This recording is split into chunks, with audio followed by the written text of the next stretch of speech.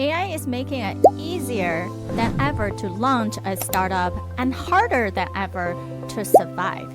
In this episode, I sat down with 𝐷𝐼𝐜𝐜, founder of a trading firm scaled to nearly $1 billion balance sheet, successfully exited operator, and advisory board leader, to unpack why early-stage health tech founders are struggling with commercialization, positioning, and investor traction in the AI era.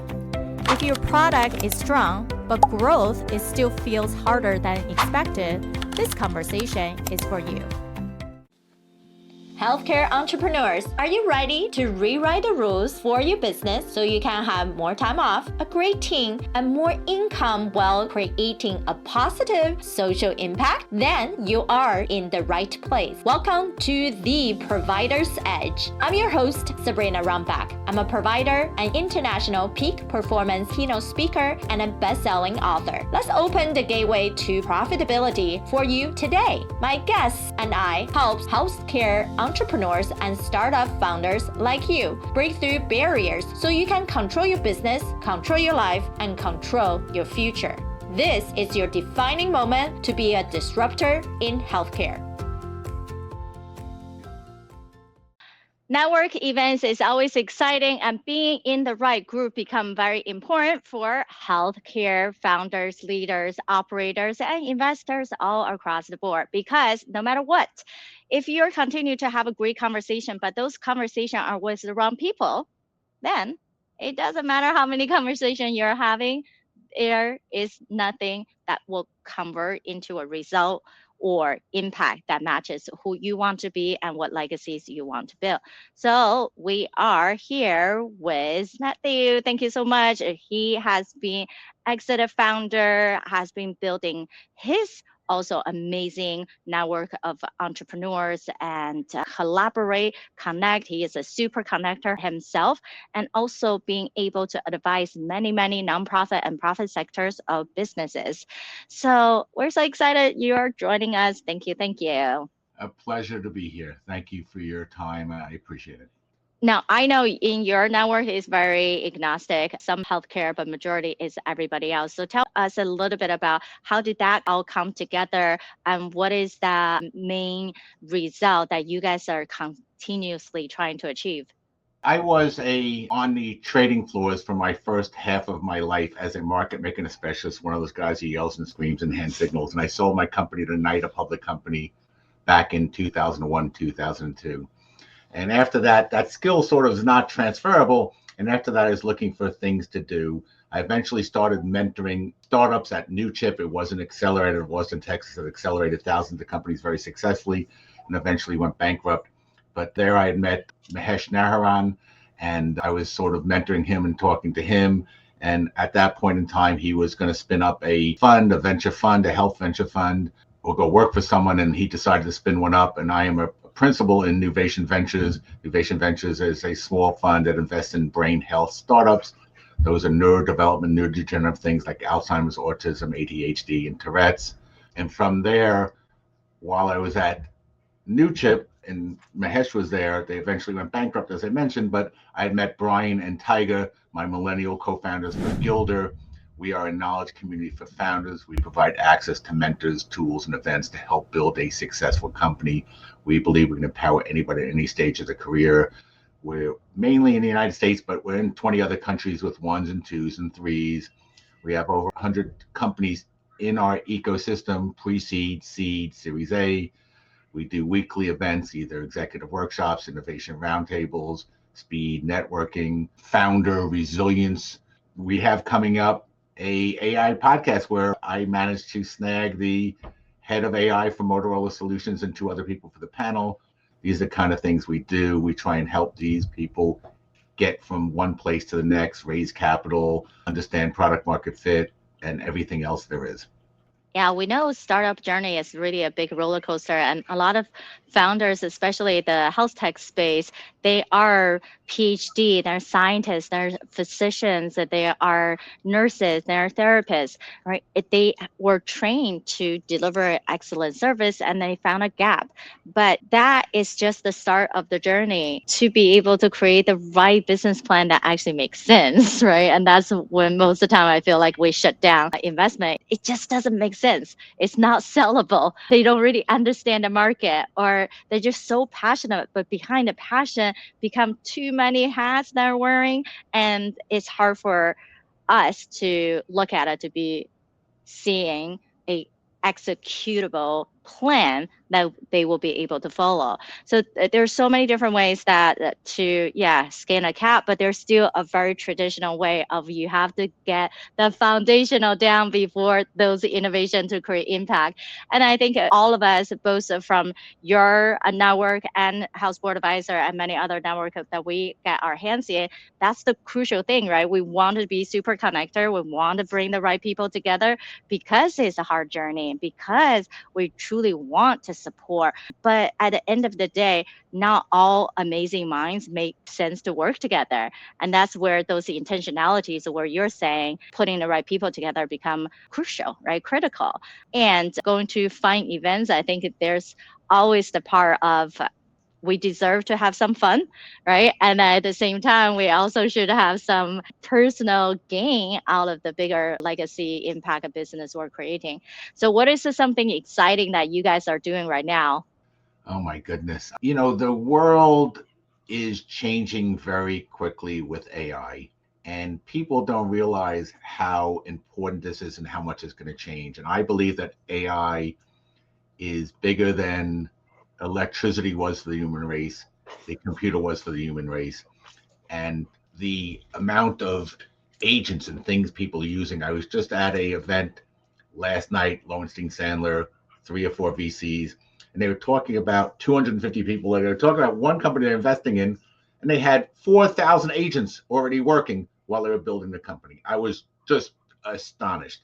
If your company or you are not using AI and AI agents and different things on a regular basis to make things easier to help you, you are going to lose positioning. You're going to be beat by the people who are. So I don't think you're losing your job. Like, as separate of this for startups to AI, you're losing your job to the person using AI.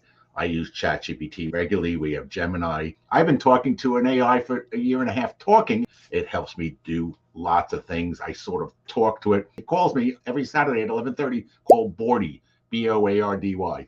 They actually now just raised money and everything. The whole thing is astonishing to me.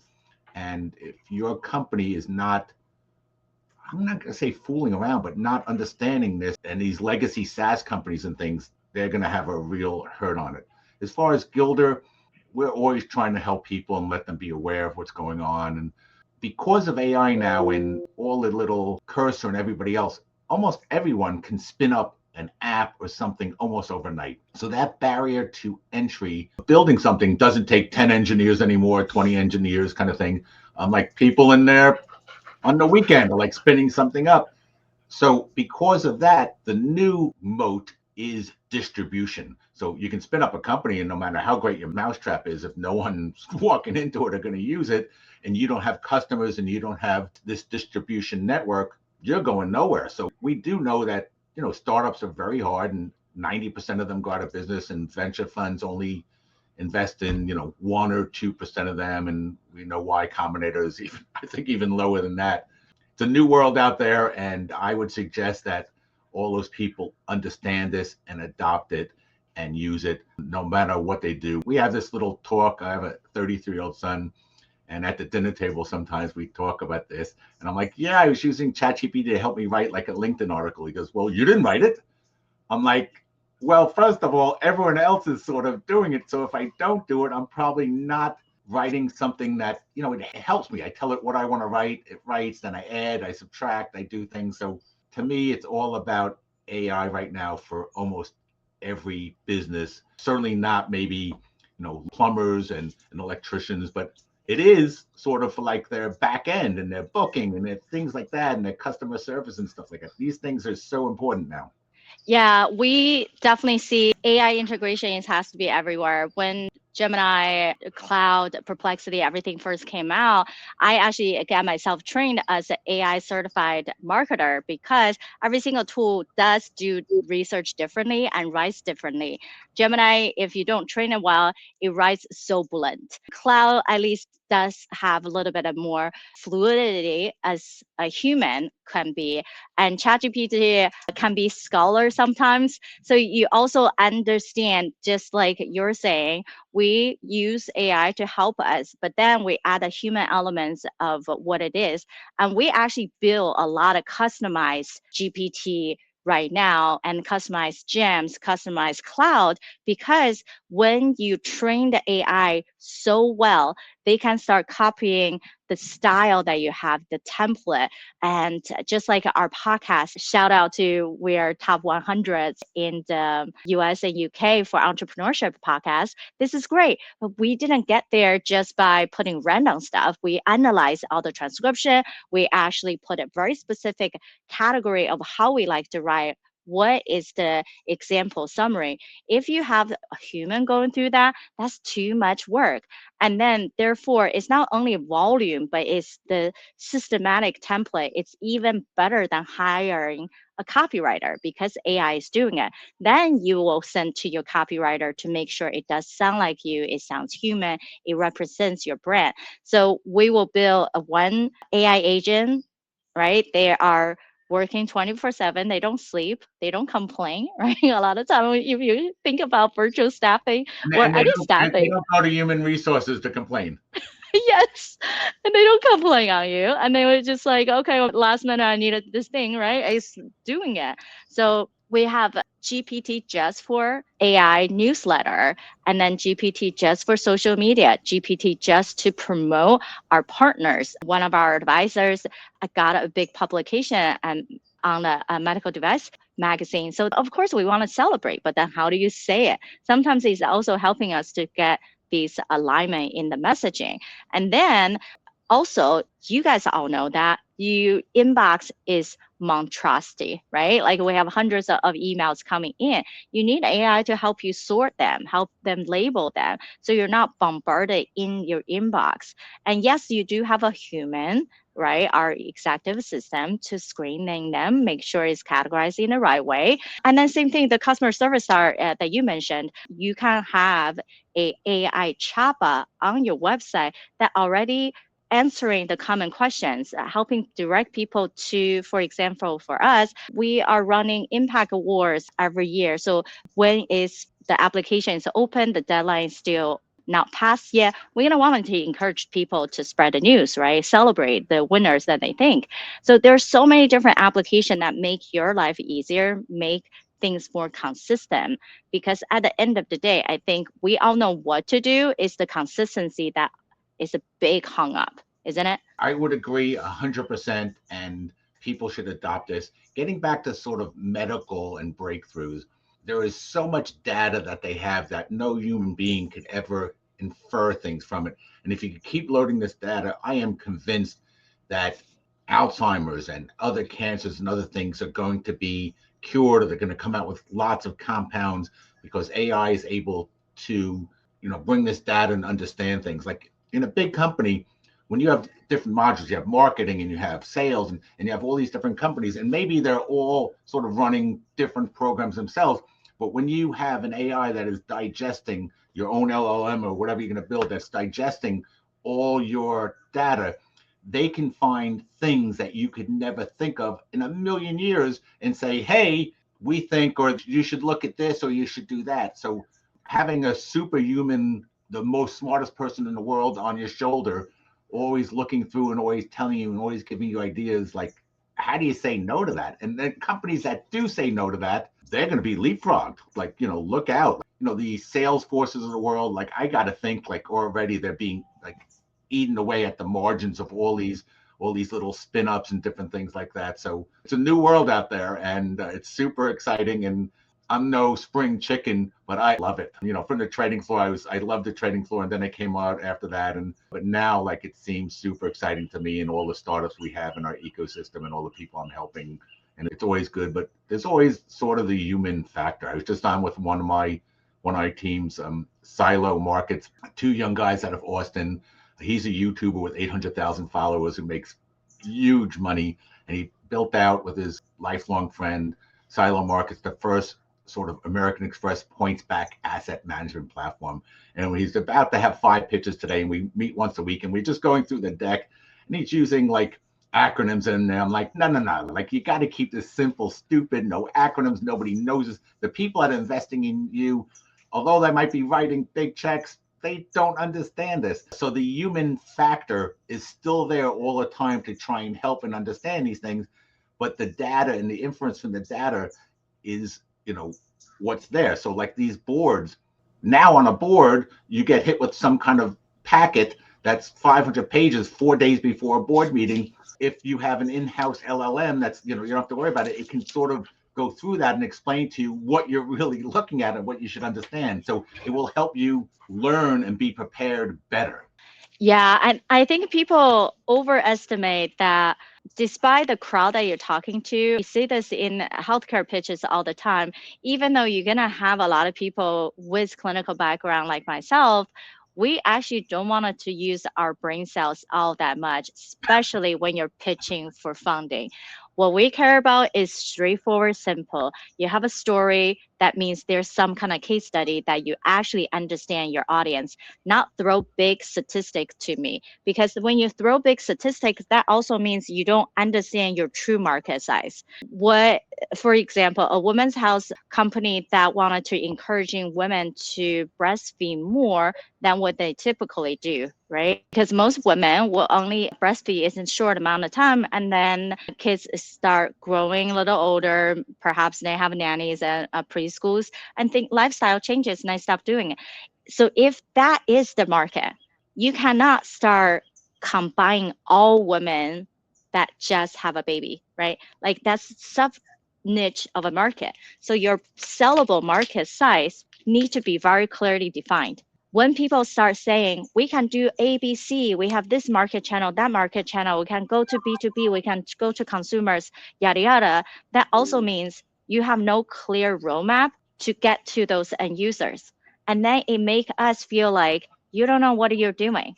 And when you go too detailed into the scientific part, instead of showing us what's the actual result that you're bringing to the consumers, to the public, that also makes us feel like, oh, are you too early that you cannot even show us what this can do, right? What are you truly selling? Then we end with many of those startups skip over the entire thing of the execution plan, right? So then we don't even know how they're going to make money.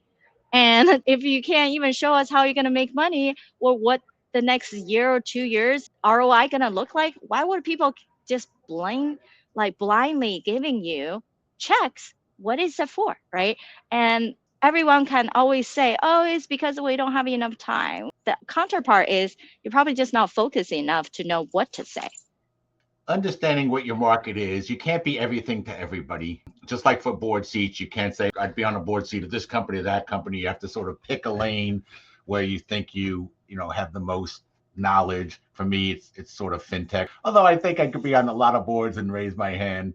I watched Silicon Valley Bank go out of business, and that really inspired me because to be on a public board, because they had billions of dollars in treasuries on their balance sheet. Everyone knew interest rates were going from 0 to 5%, and they maybe had hedges on, or very limited hedges, and they went out of business. Like, what were the people on the board thinking? Like, are they just all raising their hands? Do they not have any brain cells at all to say, like, on a trading floor, we watch risk minute by minute of every trader and the group as a whole. It was just shocking to me. There's so much going on. You have to pick a lane. But right now, you thinking that you're going to spin up a LLM for law firms and you'll be the only one, I will guarantee you there are 1,000 of them right now, like literally in some different law firms and things like that. So like, your idea, maybe it's great, maybe it's not.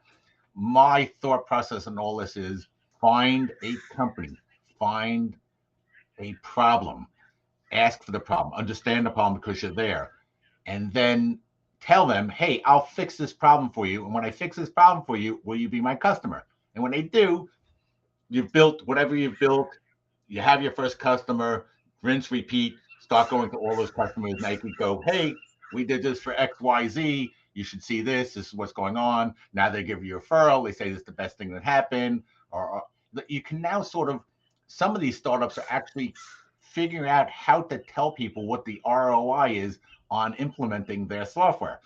And sometimes it's like sort of like, you're going to get rid of some of these people. You won't need them because it's going to do this. And if you pay for us, this is going to turn into a unbelievably good thing for you. So all those kind of things are super interesting to think about. Yeah, for sure. It's that we need to think about system processing, even though those are not the terms most people want to even bother, right? Like, oh, what does that mean, right? And but then they get too so chaotic on, should I be here? This sounds interesting. Maybe I'll advise there, right? That they have another good idea. But we all get into that, what I call the first day effect. People get overexcited into something, but is the company that you're advising or the company that you're growing truly creating the legacy path that meant for you to do, or is this so transient? If it's so transient, then we have to pick the lane what we do best. For many of you guys know, a largest amount, most of all of our innovation that we support are in the healthcare and wellness space. Now, have we helped the solar, the AI industry? Yes. But our meat and potato is in healthcare because we know it more. We are clinicians. We are the operators in the health system for 20 years, right? The people that has been there, done that, and then believe in the industry can continue to improve for the better. So then we're not all over the place, because then when you go into each industry, there's still a little bit of a learning curve on what it is. So that's why even for founders, even you have exited a company before, but if it's not in the same industry that your next venture is going into, you do have to make sure your co-founder or board members have those knowledges. Things are transferable, but legal, compliant, workflow naturally already in those industry is not something that you're familiar with. And that is not going to be that easy for you to just launch another company and the second one and the third one. Then you're going to diversify too much and you're going to get a little bit of chaos in a mix, and it's hard to handle. So for all of us, it's about how do we move things forward easier and feel appreciated in all the work that we have. Therefore, having someone like Michael to be on your board for FinTech versus having house board advisor who are getting a bunch of clinicians to be on your board because you're a clinical back, right? We all have our different things that we need for each company. And sometimes it does take a collaborative effort to say, well, you have the financial back. Ken, we do need someone who has a fundraising experience, CPAs, and knowing how to do the calculation to validate that, right? And then it doesn't mean that you have to be there forever, but knowing where people's expertise are and placing them in the right space becomes so critical for all of us not to feel that, oh my gosh, now I spent all this money and I'm running out of runways, versus things can be done in the right timeline and the right steps. That's how we can move faster and not feeling like there's too much to do and then you don't even start anywhere. This conversation can go a lot of different ways, and for sure, because both of us are very much an ecosystem builder, right? And the people who are ecosystem builder and tend to be connector and knowing how to puzzle things together. So we definitely want to encourage everyone who's listening about tap into ecosystem, right? Join Guild. Come to a house board advisor, to be in different places, because you're going to get exposed to different dynamic thinkers. And you can see how all of us can continue to support you in those different rounds. And it's all about learning and growing together. So how do people reach out to you if they wanted to meet, have a more of a conversation, or figure out how they can get support from you? So thank you for having me on. I appreciate it. You can find me on LinkedIn, Michael J. Frank, Frank, and you can find us at 𝐷ILDRE.com. You could go watch our pods on YouTube, TikTok, and Instagram for free. Come say hello. I appreciate being on. Thank you very much. Exactly. Go find all those amazing resources wherever you're listening to podcasts, watching. And then if you're a reader, go find publications on the website and on their LinkedIn. We so appreciate everyone for joining us. As we wrap up, we do want to hear from you. What is something that you're actively working on and building your own community that has been helping you to move so much faster? Until next time. Bye, guys. Thank you for listening. Remember, the positive change we're seeking starts right here with me and you. If you're a fan of the show, or if you are just having struggles or success that you're either experienced in the past or are experiencing now in the healthcare industry, these matter to all of us. I want to hear from you. Visit sabrinarumback.com/connect and send me a direct message. Talk soon!